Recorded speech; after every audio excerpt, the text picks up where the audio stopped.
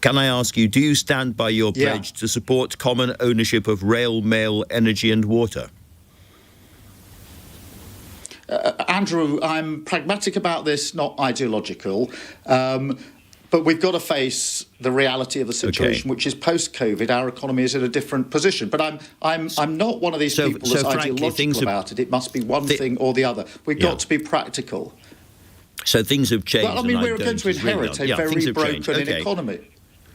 What about the pledge that you'll end all private provision in the NHS? Is that still operative?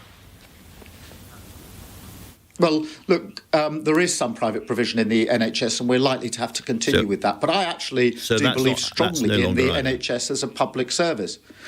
Well, Andrew, I'm not going to resile from my belief in the NHS as a public health provider. My wife worked in the NHS, my mum worked in the NHS, my sister worked in the NHS. It runs through our blood.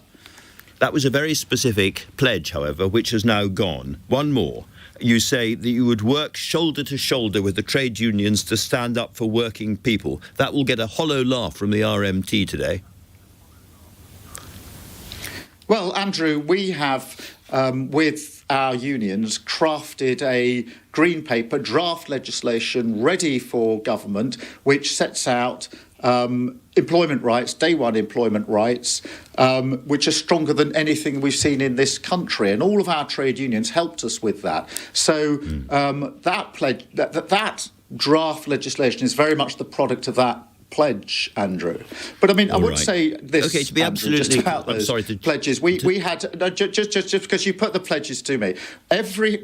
We went through the hustings that all of the Tory candidates are going through now, and everybody at every hustings had a closing speech, and my closing speech was the same every single time, which was, if we don't win, all the things that all the candidates are saying will never come to pass. So I made it clear that anyone voting for me as leader of the Labour Party would have someone who is laser-like focused on winning an election. And that was my pitch to our Labour Party members. And by the way, if you look at our votes in conference last year and the support we're getting, the idea that the vast majority of Labour members aren't very happy that we've turned our party around, that I'm getting challenged on what we're going to do as an incoming Labour government. That's unbelievable compared with where we were 2 years ago. So this impression that Labour Party members aren't pleased with the direction of travel is, I'm afraid, just wrong.